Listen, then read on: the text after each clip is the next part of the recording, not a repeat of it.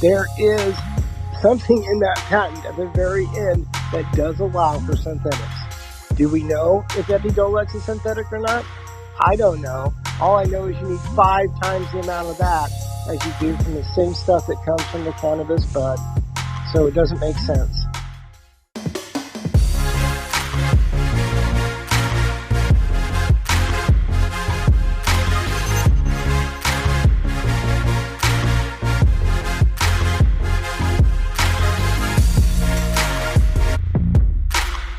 Soil to the Oil Media, this is the Cannabis Detector with your host and California cannabis industry expert, Kristen Yoder.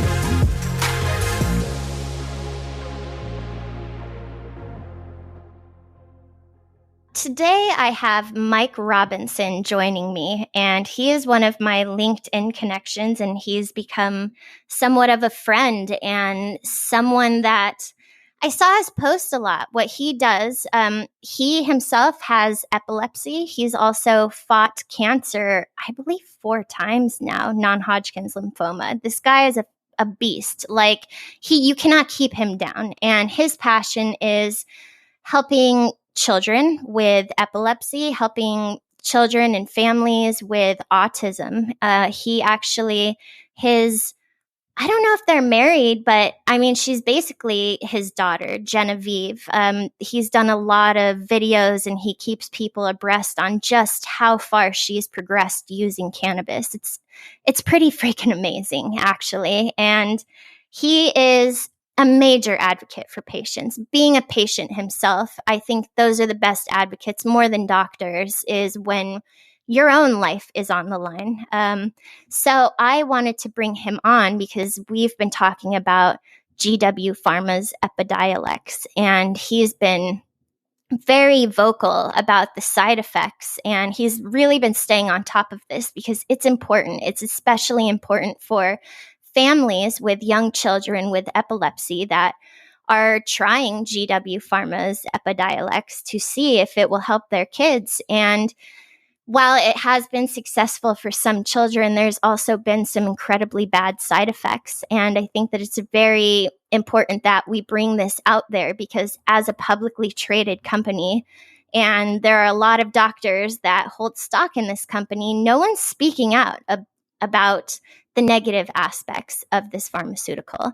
And this isn't the first pharmaceutical that is an isolated cannabinoid that has bad side effects. This is what happens when you try to take a plant medicine, and you break it down into one molecule. The therapeutic aspects of it comes from the ensemble effect from multiple cannabinoids and terpenoids in conjunction with each other. This is why RSO, which is Rick Simpson oil, has been it's fair to say miraculous for a lot of people with cancer. I mean, it kills cancer. It has helped so many people. But the key to that is that it's a full plant extract. It's not one molecule. And I think it's incredibly important also that we explore this because CBD isolate is selling like hotcakes, and it's a major ingredient in a lot of different products out there on the market in a very unregulated industry. And if we're finding that with Epidiolex, there are bad side effects of just using CBD that is isolated, what does that mean for the cannabis industry in general? Because I haven't heard about these side effects from people using this on their own. So what is it about Epidiolex's? So that is what today's interview is about. And I'm really excited for everyone to hear this. And I would love it if you share this with your doctors and with families that you know. We're not trying to prevent families from treating their children. That's the opposite of this. What we want is for families to understand that just because it came from cannabis doesn't mean that it's going to treat therapeutically like cannabis does when it's the entire plant and not just a single molecule. So without further ado, let's get started. Thanks for listening to this episode of the Cannabis Detector podcast. We're working hard to create new episodes for you every week that are informative, relevant, and highlight the lowlights in the California cannabis industry. Subscribe to us on iTunes or your favorite podcatcher, and follow us on Instagram for additional updates and to get a peek behind the scenes as we bring you the news you might not want to hear, but need to. Well, hello, my cannabis detectors. Thank you for joining me today. I have a special guest, Mike Robinson, and we are here to speak about a specific pharmaceutical cannabis drug that recently came out that will remain unnamed until one of us messes up and says the name. So welcome, Mike. Well, thank you so much, Kristen. How are you today? I'm good. I'm glad that we get to, put this out there to people. It's been something we've been discussing for a minute, and, both of our concerns and our want for saving people from any kind of pharmaceutical in the first place, that I'm just excited we get to do that finally. Yes, it's all very exciting. I believe that there's just so much hype and excitement about CBD being available through doctors. A lot of people are really running really quick at this without looking at the fact that this is a pharmaceutical medicine and it's not the plant. Exactly. So, okay, well, first let's get started with what makes you an authority on this topic? Well, I would say what makes me an authority is the people that I work with and around to begin with. I'm the Director of Communications for the American Academy of Cannabinoid Medicine to begin with. Second off, I've had epilepsy myself for 23 years since a high-speed auto racing wreck. I'm also the father of a child with epilepsy, and we use CBD from the plant. This would be my 5-year anniversary as of yesterday of using cannabis oils, including CBD, to stop seizures. I've ran a compassion program with hundreds of patients that had epilepsy. We used CBD with them, and we also had multiple patients, including children of professional nurses, trauma nurses, who had their kids in the Epidolex trials and then had to move them off Epidolex onto the actual plant. And we had some very surprising outcomes. So I knew it wouldn't take us very long to say the name of the medicine. Everyone knew anyways. But my first thought is Epidiolux comes from a plant. It's not synthetic. That's one of the things that's been so interesting about GW Pharmaceutical is because they've been growing cannabis in the UK where it's completely illegal. They've been getting away with growing cannabis, and they got away with selling a cannabis medicine in the US, getting FDA approval. So I keep asking you this, and my main concern is Epidiolex, what it is essentially CBD isolate, correct? Correct. And, there's a lot of talk about Epidiolex and it being 99% pure CBD and on and on. And it's literally no different than any other type of CBD isolate. It's in a suspension, an oral suspension or liquid that is 100 milligrams per ml. So it's only 10% CBD in the actual mix. Much like a lot of what we see within the industry, it's hard to tell for patients and others exactly what's in a product until you really get to the nitty-gritty and read the label. Okay, but in that sense, wouldn't a pharmaceutical grade isolate be more trustworthy since there's absolutely no oversight over these CBD products on the market right now? I don't believe it is. To me, CBD is CBD. How can one person, just because they are a scientist, say their molecule is better than the molecule of a grower in Portland or in Denver, Colorado, or say here in Santa Barbara, California?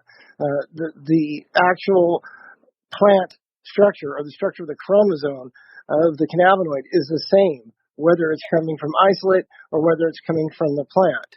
So there's a lot of confusion about CBD only versus CBD with full spectrum and other cannabinoids, which is a whole different topic here. Well, okay, so in this instance, the whole point of this conversation is to discuss the recorded side effects, the well-known, completely available on the FDA website to see what were the side effects in the trials and now. And you were just telling me that you were checking the FDA website right before we spoke, and they have recently updated it. So, let's start with that. What are some of the side effects that are going on that have been tracked? Well, the side effects that I've seen myself as a compassion provider with patients have been pretty intense. And it's mostly been interactions with other epilepsy medication. And that's what really brings a lot of scare to me as somebody with epilepsy that knows a lot of parents that want this medication for their child because they want an MD to write a prescription because they then think it's safe. But the number one warning is for hepatocellular injury, which means that Epidolex can cause transaminase elevations of different types of levels in the liver and cause a type of problem with the liver. And I'll just read exactly what that is. High elevations of the transaminase suggest severe liver damage, such as viral hepatitis, liver injury from lack of blood flow, or injury from drugs or toxins. Most diseases processes cause ALT to rise higher than it should be. So we're talking about a medicine made for people with epilepsy that has the number one warning that it may hurt your liver. That's concerning to me. We move on to the number two warning, which is somnolence and sedation. So we have to monitor people on Epidolex to make sure that they're not going through too much sedation or having somnolence. Personally, I haven't seen a whole lot of that with CBD. The third warning, suicidal behavior and ideation. I just don't know what to say. I'm besides myself. This is what we use cannabis to treat. We don't use cannabis to get these problems. The fourth one, hypersensitivity reactions. Advise patients to seek immediate medical care. Discontinue and do not restart if hypersensitivity occurs. There's no definition of what this means. The FDA has failed to even give doctors any idea. And the worst one, the number 5, is withdrawal of anti-epileptic drugs. Epidolex should be gradually withdrawn to minimize the risk of increased seizure frequency and status epilepticus. Now, status epilepticus is back-to-back grand mal seizures that kill 50,000 people in this country every single year. So if I sound like I have a lot of passion over this, I do. Yeah, that's often the case, is where a patient has to be their biggest advocate because doctors are busy. I'm not saying, I don't want to generalize all doctors, but, it seems like doctors are generally incredibly busy depending on their practice. And when it comes down to really staying on top of things, that's an amazing doctor. When you have one of them, you should really appreciate that. But I know most patients go online and it's what you do. It's so important to the health of you, your family, people you know. Of course you want to stay on top of it. Exactly. And the thing about it is right now we have such a momentum going in the whole movement for cannabis as medicine. So what we're seeing is people just jump on the bandwagon excited. And I love that because people that would never ever think of using cannabis, marijuana, that reefer, including my own dad, has asked me for CBD oil. Asked me, hey, Mike, can you make me some of the stuff that you make for yourself? Somebody that once thought anybody that even touched a joint was some devil-induced, crazy person that you could never trust again. So what we're seeing is this beautiful movement, and the last thing I want to see is what I'm looking at right now on the FDA website, and that's that a medicine that's not just related to cannabis, but tied extremely close to it and called an extract can cause these type of very dangerous problems. So, we all know that cannabis has never caused a death. And it's really, to me, what keeps blowing my mind, and I don't think I get a full grasp of, if this is CBD isolate from a plant, which is basically what's being used in all of these other CBD products, unless it's a full spectrum oil, why aren't other people having these side effects? Or does this mean that other people that CBD isolate by itself can cause harm? Well, the problem is in dosing, Kristen. When you look at the FDA's dosing guidelines, they're downright ridiculous. Somebody like me at my weight would be required to take 250 milligrams in the morning and night to begin with, and then be increased up to 500 milligrams in the morning and night of CBD. And I'm telling you what, a 25 to 50 milligram dose of CBD is great to really relax me. You get up much over that, and I get edgy, really edgy. I can't sleep. And when I look at the adverse reactions on the FDA, it is 100% on the money. With that high of a dose, this is what it says, word by word. The most common adverse reactions, 10% or more for Epidolex and greater, are somnolence, decreased appetite, diarrhea, transaminase elevations. That's that problem with the liver we never want. Fatigue, malaise, anesthesia, and I don't know that one, rash, insomnia, sleep disorder, and poor quality of sleep and infections. 10% or more of the people using Epidolex have reported these as common. You know, what's interesting is CBD is a biphasic drug, meaning in small doses generally, it can cause more of an upper effect, more of a stimulant, and in larger doses, it can cause more of a sedative effect. But it sounds like, isn't somnolence when you don't sleep very well? Exactly. It's when you stay up all night. So is it like if you take only a small dose or you take a really big dose, they have about the same effects? Because I would think that at 250 milligrams, that would knock someone out, especially a freaking 2-year-old or a 5-year-old or, you know, a kid, which this has been approved for use in children 2 and above. So are they seriously starting off 2-year-olds with 250 milligrams? Like, that's insane. They are. And what it's doing is causing one heck of a problem when you try to titrate Epidolex to the actual plant. I have a nurse, I can say her name, Liz Minda from Rhode Island. She's one heck of an activist and one great person to talk to. Her daughter Jaden I've been very close to them for the last few years. We worked very closely together to get Jaden away from the trials and onto the actual plant. And I'm telling you, it was a nightmare. What it led me to was looking at Epidolex's patent, GW's patent for this. There is something in that patent at the very end that does allow for synthetics. Do we know if Epidolex is synthetic or not? I don't know. All I know is you need 5 times the amount of that as you do from the same stuff that comes from the cannabis bud. So it doesn't make sense. But I'm going to play devil's advocate here. A molecule is a molecule is a molecule. Does it matter if the CBD was synthetic or the CBD came from a plant if essentially it's exactly the same molecule? Yes, it does. And how I'm going to make this point is to parallel to Marinol. Everybody's pretty familiar with Marinol, but what a lot of people don't understand is that, or don't have the knowledge of, is that Marinol's been on the market since 1985. It's THC, it's synthetic, and it is Schedule 3. Okay? Wasn't the problem really, though, that THC, just THC by itself, that can cause side effects? It's just like, that's the whole big problem. That's why we're all about a whole plant extract or a full spectrum extract, is because one cannabinoid alone is not therapeutic for most things. No one ever just takes one molecule. So that's what I wonder. Is it synthetic that is bad, or is it the complete isolation of one molecule? And that's where we're finding these side effects, because that's not how nature made it. Well, what we're finding, Kristen, is that in study and in research, and it's one thing that I also do is a lot of research. I just founded the International Cannabinoid Cancer Research Institutes.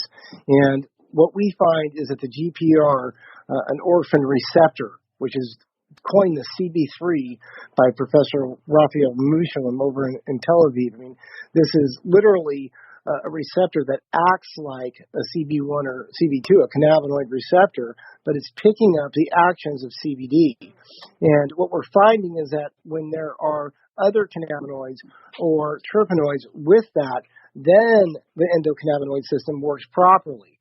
But when only a single cannabinoid comes in, the endocannabinoid system doesn't quite know what to do because it's getting one tiny little part of the plant instead of a multitude of elements of the plant that it runs off of.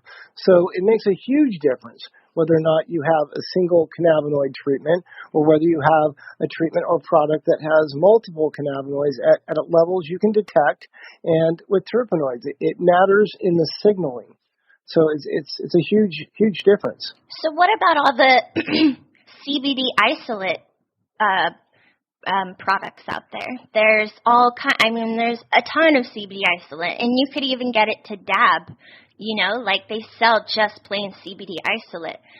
I haven't heard of any adverse side effects from people using this, but maybe it's because no one's actually tracking it. But are you saying that it poses a danger to people, that it really truly is important that there is more than just pure CBD?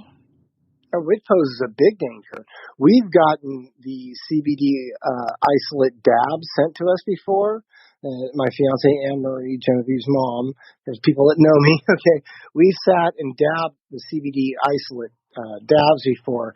And because you're getting a lot of milligrams at one time, every time I've done it, it puts me in a foul mood. I can't sleep. I'm irritable.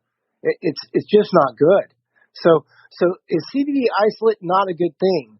Now I don't believe that. I believe it's a great thing, but in use with other types of delivery. So when we look at CBD isolate, where does it fit in the picture? It modulates THC use, which we need. So it offsets the effects of THC. It works on its own for a certain percentage of people and in different populations. But I'm about to drop a big bomb on all this right now, because one thing the FDA has done is put out a warning for use in specific populations. Pregnancy, based on animal data, may cause fetal harm. I rest my case. Epidolex should not be on the market. It can cause status epilepticus. It's causing severe problems in 10% of the population of study. Why it has even been released, I don't know. It's a huge reason why Dr. David Bearman is gearing up to head over to Tel Aviv for CannTech and speak on a panel on October 15th regarding this exact topic. Wow. So I think it's very important that people that are listening pay attention to the fact that CBD, just pure CBD, is not a good idea. You really should mix other cannabinoids, other terpenes, not just pure CBD, because it's got side effects. I want to be specific on that. Now, we're talking about treating severe types of epilepsy. Epidolex is approved for 2 life-threatening types of epilepsy that take lives every single day. So now, if you're talking about somebody that's got inflammation, rheumatoid arthritis, hey, yeah, take that 25, 50 milligrams of isolate. It's going to work for you. So when we look at, does CBD work? Right now, what I'm looking at, does it work on severe types of epilepsies all by itself, or does it cause problems? And so I want to make sure that we're really defining it to that. So it's about the amount that you're taking. So, 15 up to 50 milligrams or something like that. But when you're doing 250 milligrams, that's another story. Definitely another story. And I just have my own personal belief that this particular pharmaceutical product is not quite what they say it is. A lot of people know that have done research that at one time GW bought their CBD from Yorkshire Farms, the best hemp on the planet at that time anyway. Okay, so suddenly they ended their contract and started, quote, growing on their own. We saw a few pictures in 2014 and 2015. I've seen no recent video of GW Pharma's plants. I have no idea what they're growing. The big difference between GW Pharmaceutical and the cannabis industry is called transparency. We can see hemp growing. People in the industry show us the inside of their production facilities on LinkedIn on the professional network. But GW Pharmaceutical shows us nothing. Okay, here's one other thing that just came to my mind I want to make sure to ask. What about the doctors that are supporting this? It's, they're freaking doctors, so they know how to read what you're reading. Why aren't they reacting the same way? In your opinion? My opinion is that doctors are under heavy pressure by other doctors. Number one, they don't want to have Dr. Ethan Russo, who did the GW Pharma studies, not liking them. And to me, Dr. Ethan Russo is just another professor of medicine. Okay, just like you're another person and I'm another person. But doctors, for some reason, I believe, are intimidated by the big pharma stance on medication. We do know that some things have happened in the world of pharmaceuticals where doctors that spoke out sort of disappeared. So I do think that doctors as a whole are so afraid that they're not paying attention. And that's one opinion. The other opinion is I personally believe that mama, daddy, brother, sister, cousin, and uncle own stock in a rising pharmaceutical company based on hype. So I know doctors will not like that statement, but other ones will love it because they don't buy into this stuff. They don't tell their family to go out and buy stock, but other people do. And if anybody believes that that is not a factor, wow, they're way off base. Okay, wait. You said that doctors have disappeared. What do you mean by that? Okay, when we look at, for example, this whole vaccine thing that we see going on, with autism, it's a totally different subject. Dr. Andrew Wakefield, very well-known man, wrote different UK studies. The Lancet Journal of Medicine took him down, took away his license. He had to leave his country based on what he wrote about vaccine injury. GW Pharmaceuticals' death by status epilepticus reported by the Lancet in November 2016 flew on by without ever making it into the newspapers anywhere. I wrote about it on LinkedIn, but few paid any attention to an actual journal of medicine death on status epilepticus. So the bottom line of it is I just lost what I was talking about, Kristen. Oh, yeah, welcome to my world. What you had mentioned saying that when doctors speak out about it, they tend to disappear from, I don't know, from the world? Like, are they getting killed, or do you mean they're getting asked out of whatever they were a part of? Getting blackballed? It's literally both. No way. No, it is both. We have doctors that have came forward and whistleblown on the CDC regarding vaccine injury. They've ended up in the Bay in Florida, in Mexico, dead. And this is not made-up stories. It's not conspiracy. This has happened. Oh. Are you talking about the holistic doctors? Because I've heard about that. The holistic doctors, several of them in Florida specifically, that had spoken out were found dead. Exactly. Wow. So are we going to get killed, Mike? Well, I do believe that I have a big red target painted on my back for walking around talking like this. But hey, I live in the world of epilepsy with these warnings from GW Pharma that already apply to me. I can go to bed at night, any given night, and not wake up the next day, just like anybody else from any other problem they may have. But the thing about epilepsy is we know that 50,000 of us will die every single year based on that fact. So do I want to walk around with a target on my back because I'm talking out, trying to make sure little kids don't die because doctors don't even know what they're going to prescribe? Put the target on my back if that's the case. Amen. I have no problem. Yeah, absolutely. Oh, one other thing. I always do this. Sorry, I forgot, but now I remembered. What about the interactions? It's really important for people that take pharmaceuticals to realize that there can be interactions with cannabis, period, but also with a CBD isolate.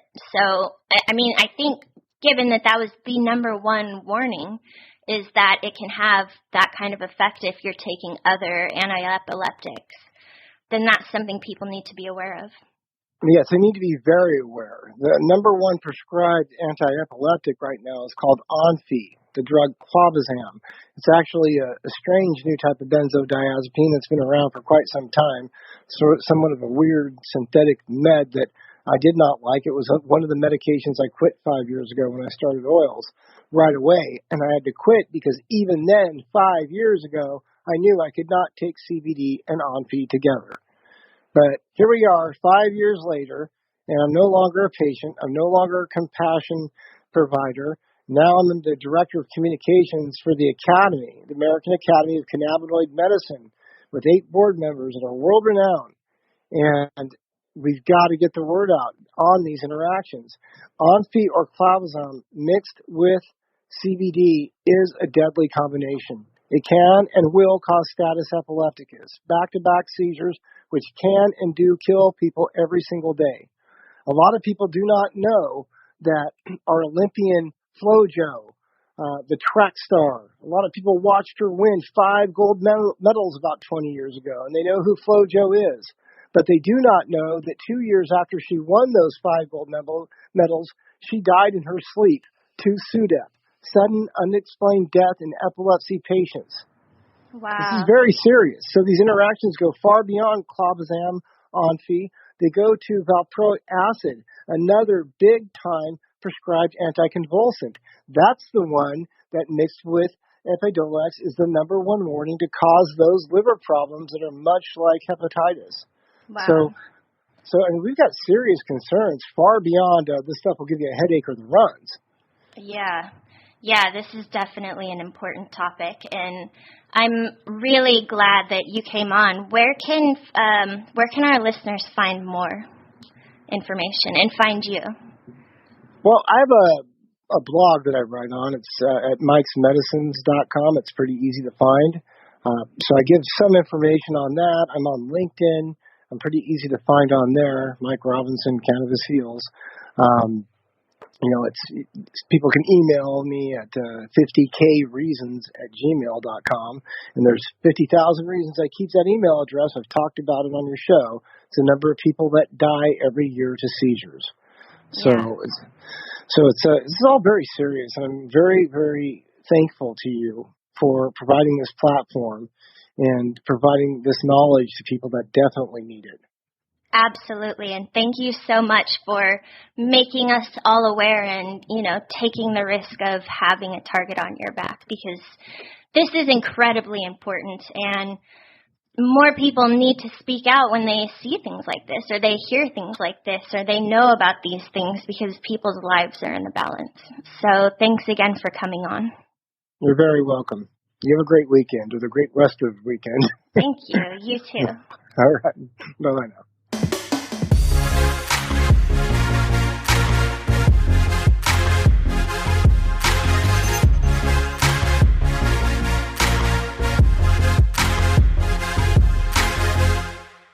The Cannabis Detector is produced by Soil to the Oil Media.